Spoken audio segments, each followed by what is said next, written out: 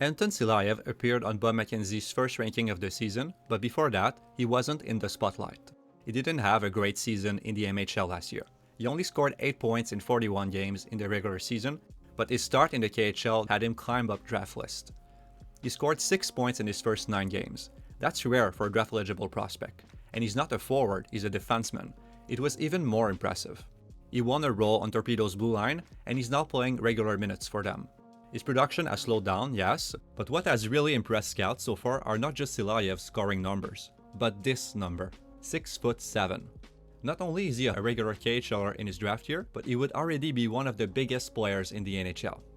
And it's not just his height. 6'7" players usually struggle to move. Their size is an advantage, yes, but also a weakness, because it prevents them from shifting their weight and accelerating effectively. But that's not the case with Silayev.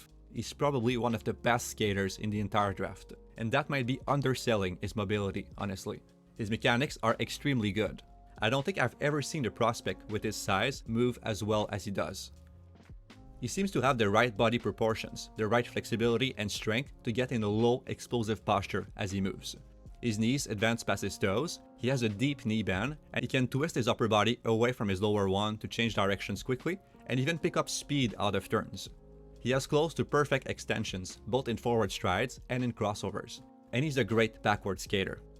His puck handling could be a bit better and his physical play too, but these things so far are not weaknesses. They're just not massive, evident strengths like his skating and frame. The scary thing is that 6'7" players like Silayev usually take a bit of time to develop.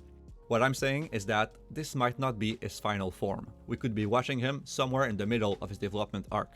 His skating could improve still, and his puck handling too.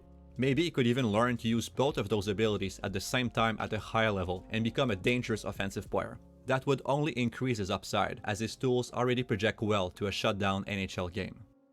It's hard to predict where Silayev will end up, because I don't think I've ever really seen a prospect like him before. This combination of size and mobility is super rare.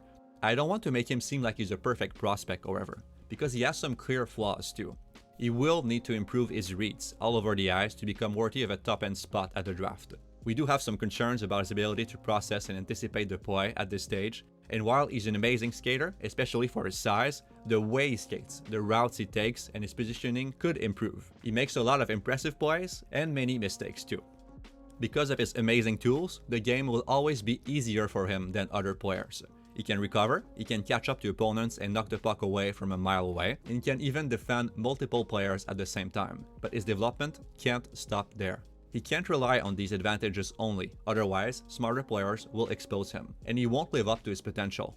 And that would be really disappointing because the potential is immense. When you consider the defenseman's ice time in the KHL as a young prospect, his size, his mobility, and his early scoring, it's easy to understand why NHL scouts are watching him closely. No matter where he ends up on draft list, Silayev will make the 2024 draft fascinating to follow. You should keep an eye on him too. So that's it for this video. If you enjoyed it, please like and subscribe. You can also check out eprinkside.com for more prospect analysis.